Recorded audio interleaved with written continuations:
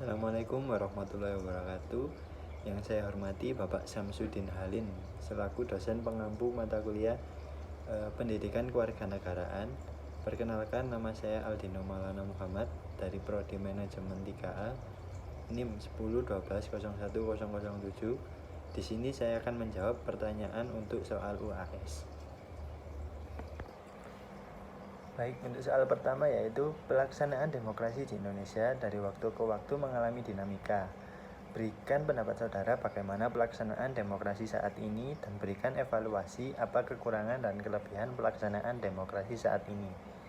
Oke, jawaban menurut saya adalah demokrasi di Indonesia sendiri masih menganut demokrasi Pancasila. Demokrasi ini pelaksanaannya tetap menganut nilai-nilai yang ada di dalam Pancasila. Contohnya, ada religius, gotong royong, keadilan pada seluruh masyarakat, dan persatuan. Yang diharapkan dari demokrasi ini adalah menjadi negara Indonesia yang lebih maju. Tapi meskipun demikian, masih banyak penyalahgunaan dari adanya pelaksanaan demokrasi Pancasila sendiri, seperti korupsi, kolusi, nepotisme, dan masih banyak rakyat yang didiskriminasi yang berhubungan dengan SARA. Untuk kekurangannya sendiri, masih banyak masyarakat yang acuh dari sebagian dari inti demokrasi sendiri. Lalu kelebihannya, masyarakat lebih dikenal ramah dan menghargai umat beragama, terutama di Indonesia. Untuk soal nomor 2 adalah letak geografis Indonesia di posisi silang dunia. Jumlah penduduk yang besar, masyarakat yang berbineka akan membawa dampak bagi negara Indonesia sendiri. Jelaskan dampak tersebut jika dikaitkan dengan geostrategi. Oke, jawabannya menurut saya dampaknya yang muncul ada dua, yaitu ada positif dan negatif. Untuk positifnya, yang pertama ada terjalinnya komunikasi yang baik antara warga Indonesia dan warga asing. Yang dimaksud letak geografis yang strategis di Indonesia sering dikunjungi banyak turis-turis atau pedagang dari wisatawan asing. Hal ini meningkatkan jalinan komunikasi dan interaksi antara warga Indonesia dan warga asing. Lalu yang kedua adanya pertukaran dan percampuran budaya di Indonesia dan di luar. Yang dimaksud adalah dapat dengan mudah terjadi karena letak geografis Indonesia sangat strategis. Warga Indonesia dapat mengenal budaya warga asing, begitu pula warga asing bisa mengenali budaya kita. Untuk dampak negatifnya adalah mengakibatkan perilaku yang tidak sesuai dengan budaya Indonesia. Mengapa demikian? Letak geografis yang strategis juga dapat membawa efek negatif pada Indonesia. Perilaku warga yang dikhawatirkan adalah dapat berubah, seperti cara berkomunikasi, cara budaya, dan banyak lagi yang berbeda dengan yang seharusnya ada di Indonesia. Lalu efek negatif yang terakhir adalah timbul budaya yang tidak sesuai dengan nilai-nilai budaya yang ada di Indonesia. Dampak negatifnya ialah kekhawatiran timbulnya budaya yang tidak sesuai dengan nilai budaya di Indonesia. Apabila terjadi, dikhawatirkan budaya yang asli berada di Indonesia akan luntur dan hilang. Baik, untuk soal nomor 3 yaitu dalam masa pandemi seperti sekarang diperlukan kerjasama seluruh elemen bangsa dalam menghadapinya. Jika dikaitkan dengan konsep ketahanan nasional, berikan contoh upaya yang harus dilakukan pemerintah bersama masyarakat untuk mencegah penyebaran COVID-19. Baik, untuk jawaban nomor 3, berbicara sedikit tentang pandemi COVID, merupakan virus yang sangat berbahaya yang mungkin sudah berada di seluruh dunia.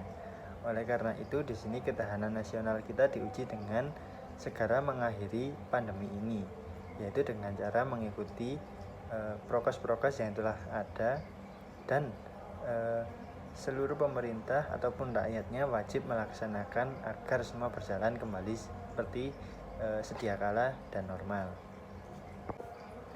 Untuk pertanyaan nomor 4 adalah jelaskan makna pluralisme dan multikulturalisme kehidupan pluralisme dan multikulturalisme di Indonesia rentan terjadi gesekan antara kelompok dan golongan. Bagaimana Pancasila dan konsep Bhinneka Tunggal Ika dapat menjadi solusi dan penyelesai dalam masalah tersebut? Baik, untuk jawaban nomor 4, menurut saya pengertian multikulturalisme sendiri adalah sebuah paham yang menyatakan bahwa suatu masyarakat sebaiknya terdiri dari banyak kelompok budaya yang berbeda dalam status sosial yang sama. Untuk pluralisme, pengertiannya adalah suatu paham yang berpendapat bahwa orang dari ras, agama, serta kepercayaan politik yang berbeda hidup damai di suatu masyarakat yang sama. Untuk hubungannya dengan Bhinneka Tunggal Ika, untuk solusinya, masyarakat yang multikulturalisme sendiri biasanya cenderung dan rawan untuk konflik. Maka perlu persatuan, di mana hal ini tercantum dalam sila ketiga, yaitu Persatuan Indonesia. Kemudian masyarakat multikulturalisme akan lebih sulit menetapkan suatu aturan dikarenakan banyaknya konsep berbeda, maka dibutuhkan musyawarah, di mana hal ini tercantum pada sila keempat, yaitu kerakyatan yang dipimpin oleh hikmat kebijaksanaan dalam permusyawaratan perwakilan.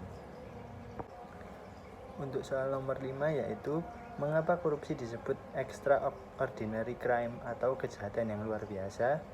Jelaskan dampak perilaku korupsi dalam kehidupan masyarakat, dan jelaskan peranan mahasiswa dalam mendukung gerakan anti korupsi dan beserta contohnya. Untuk jawaban nomor 5, mengapa korupsi disebut dengan extraordinary crime? Karena korupsi dapat mengakibatkan melambatnya pertumbuhan ekonomi suatu negara, menurunnya investasi, meningkatnya kemiskinan dalam suatu negara, serta perbedaan ketimpangan pendapatan. Korupsi juga dapat menurunkan tingkat kebahagiaan masyarakat di suatu negara tertentu. Tindakan korupsi merupakan tindakan yang sangat merugikan bagi negaranya. Untuk dampak korupsi sendiri pada masyarakat, yaitu salah satunya banyak fasilitas umum yang tidak terbangun atau mangkrak disebabkan banyak dana-dana yang tidak seharusnya terpakai untuk penggunaan alokasi dana dikorupsi. Yang kedua, harga-harga semakin mahal. Terus yang terakhir, matinya etika sosial berpolitik yang berada di negara yang berkorupsi tersebut. Lalu bagaimana peranan mahasiswa dalam gerakan anti korupsi sendiri? Menurut saya, sebagai generasi penerus bangsa, salah satunya mahasiswa, kita harus memulai dari diri sendiri agar menjauhi apa itu yang namanya korupsi. Setelah itu memberi himbauan kepada masyarakat umum dari inti dasarnya agar mengetahui apa saja yang kerugian yang dapat terjadi jika kita melakukan korupsi tersebut. Baik, berikut adalah hasil dari jawaban UAS saya. Apabila ada salah kata, mohon maaf. Saya akhiri. Wassalamualaikum warahmatullahi wabarakatuh.